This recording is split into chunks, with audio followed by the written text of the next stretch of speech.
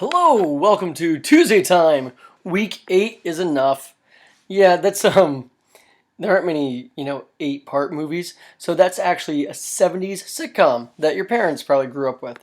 It was not very good. Now, this is your Looking to High School Vocab, your AOW, and your Idiom of the Week.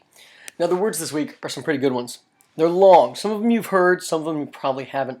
We've got indignant, acclaim, pertinent, havoc, claim, suave, uncouth, allure, quandary, and pulverized.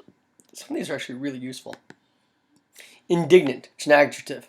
Oh God, let's get this out of the way right now. This font is terrible. Does it just mix up upper and lower case willy-nilly? Like things don't mean anything?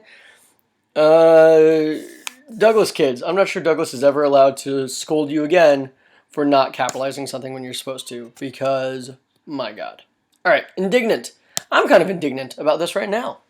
It's an adjective. It's almost an emotion, would be a good way to think about this. It's feeling intense anger and or bitterness, right? I'm not angry at Douglass, certainly, but I'm a little bitter about it because of something seen as unfair or wrong against an individual. I feel like she wronged me with this terrible, terrible font. So I am feeling indignant. I feel a little bit of bitterness and resentment at what I feel is an injustice upon me. Acclaim. Usually I give Douglass lots of acclaim, and I'll get back to that in just a second. Acclaim is a noun. It's the praise or applause that someone receives. If they get lots of acclaim, they get lots of congratulations and things like that. Now it can be used as a verb. If it's used as a verb, it is to strongly praise or applaud something, to praise a thing, to give it lots of compliments, right? I can acclaim a movie, right? A strongly acclaimed movie. But then I can also say that it has lots of acclaim. So it's a way of saying that a thing is really well liked by people. It's almost always used to talk about critics or audiences, but it doesn't have to be necessarily. Here we go, pertinent. I feel like this was pertinent information, which will make sense in a moment. It's an adjective. It's used to describe something that relates to what is being thought or talked about. Pertinent information matters in a particular situation. It's information that in that moment is important. Maybe it wouldn't be important at another time, but when you say it, it matters for the given situation. So if you're on a road trip, for instance, and you start to run out of gas, so you'll be like, oh, look at the needle, we're running out of gas, because that is pertinent information, right? If you're already parked somewhere and you're running out of gas, well, that's not really as pertinent, right? You're not going anywhere. You're just sitting there. There's all kinds of times when the word pertinent would be helpful. Havoc. It's a noun. It's destruction. Intense confusion or disorder. Chaos. There's almost always, while there will be confusion and disorder associated with it, it's almost always going to have destruction as part of it, okay? Whether literal or metaphorical. And here's a weird thing. It is almost always used next to the verb wreak.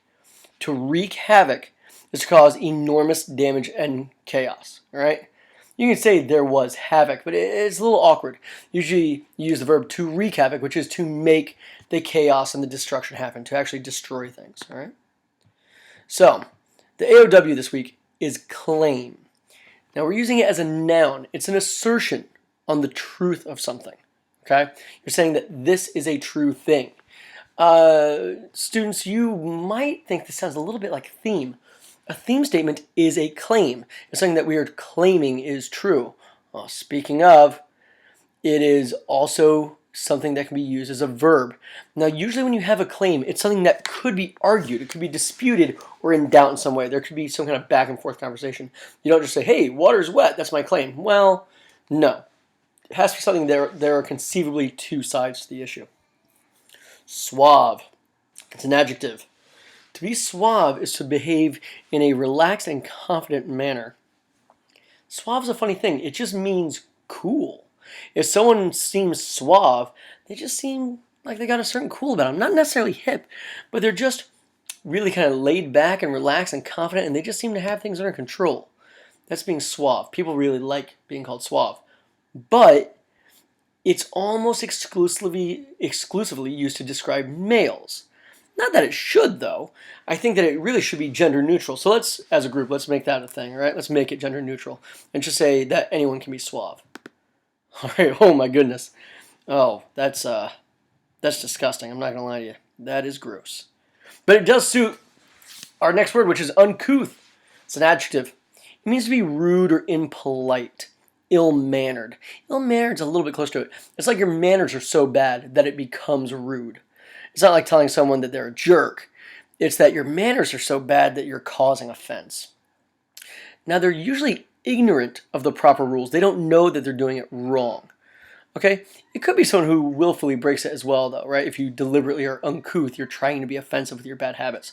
I mean, picture somebody who, like, puts their elbows on the table, or they fart, or they put their feet up on a desk or something. What's interesting here is that this is very culturally subjective. In some cultures, certain manners are uncouth, while in others they're perfectly acceptable. In many parts of the Middle East, it's very polite to burp at the table because it's considered a compliment. But at that same table, you don't want to show someone the bottoms of your feet. That is enormously disrespectful. Whereas here, if someone sees the bottom of your foot, they're really not that concerned about it. If you have your shoes up, that's not offensive. It's casual, but it's not offensive. All right, that is really gross. All right, here we go. Allure. Allure is a noun. It's a charm and an attractiveness that someone has as a part of how they carry themselves. Someone just, if they have a certain thing about them, they're eye-catching, they grab your attention, that is an allure. Now, it can be used to describe physical or mental attractiveness, okay? Someone can have a physical allure if they're very beautiful or very handsome. They can also have a mental kind of emotional personality style allure where they just have, maybe they're very suave, right? Or something like that. You can use it as a verb, but not as often. You almost would always use it in the sense of to say someone is alluring. And that means that they have that effect on others. Other people find them to have a lot of allure because they are alluring. And it's pretty much the only form you would see it in, though. And that is to charm or attract someone. Next we have quandary. It's a noun.